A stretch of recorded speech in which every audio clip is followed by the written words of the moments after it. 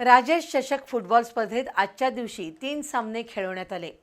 सामन्यात संयुक्त जुना बुधवार आणि मर्दानी खेळाचा आखाडा संघातील सामना बुधवार पेठ संघानं 4-0 असा एकतर्फी जिंकला।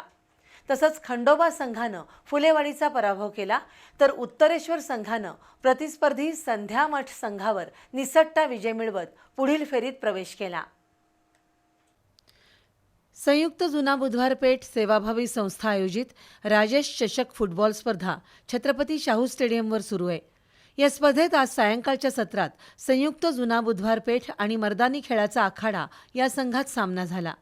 सामन्याच्या 44व्या मिनिटाला मर्दानी खेळाचा आखाडा संघातील गोल क्षेत्रात झालेल्या गोंधळाचा फायदा उठवत सचिन मोरेनं गोल नोंदवत बुधवार पेठला आघाडी मिळवून दिली।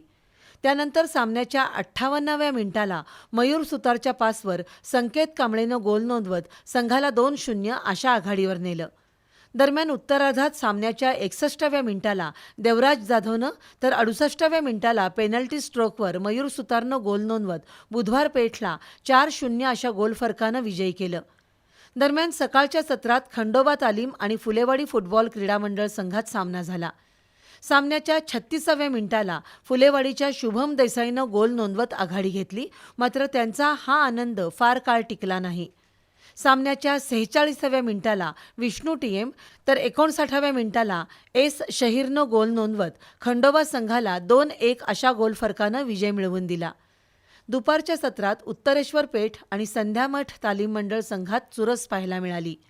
या सामन्यात उत्तरेश्वरच्या अझर मोमीननं 10व्या मिनिटाला आणि 22व्या मिनिटाला शेल्टॉन पॉल यांनी 2 गोलची नोंद केली, तर संध्यामठच्या श्रेयस नलवडेनं सामन्याच्या 46व्या मिनिटाला गोल नोंदवत संघाची आघाडी 1-2 अशी कमी करण्याचा प्रयत्न केला। अखेर उत्तरेश्वर संघानं हा सामना जिंकत पुढील फेरीत प्रवेश केला।